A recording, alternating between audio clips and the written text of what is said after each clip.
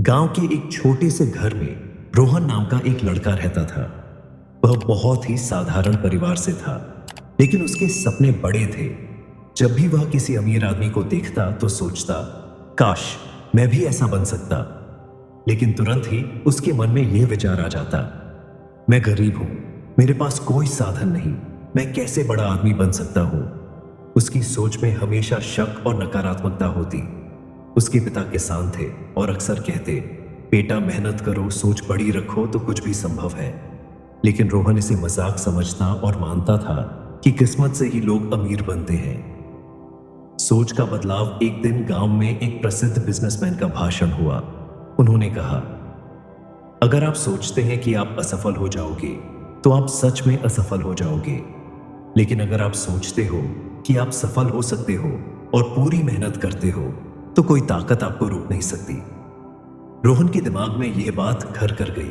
उसने सोचा, क्यों ना मैं भी अपनी सोच बदल कर देखूं।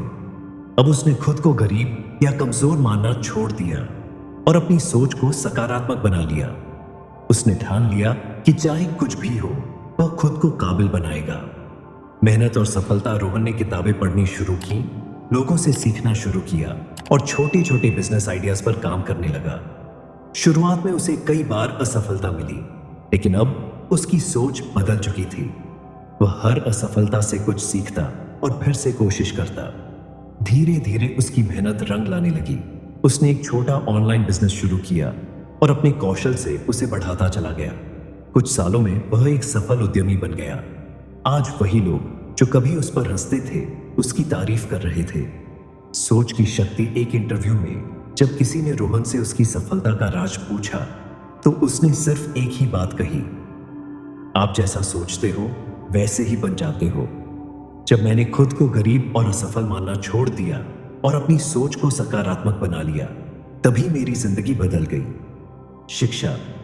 इस कहानी से हमें यह सीख मिलती है कि हमारी सोच ही हमारी तकदीर बनाती है। अगर हम खुद को कमजोर मानेंगे तो दुनिया भी हमें कमजोर मानेगी। लेकिन अगर हम खुद पर विश्वास करेंगे और सकारात्मक सोच के साथ मेहनत करेंगे तो कोई भी लक्ष्य हमारे लिए नामुमकिन नहीं रहेगा।